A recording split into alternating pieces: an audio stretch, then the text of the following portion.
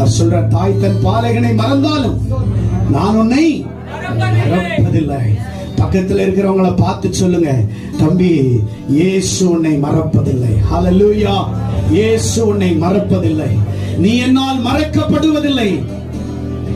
பணம் காசு இருந்தா சொந்தக்காரங்க ஆக்டிங் பண்ணி வருவாங்க. நம்ம கிட்ட எதுவுமே இல்ல, இந்த உலகமே நம்மள மறந்துடுவாங்க. ஆனா நான் சொல்றேன், இயேசு நம்மோடு இருந்தா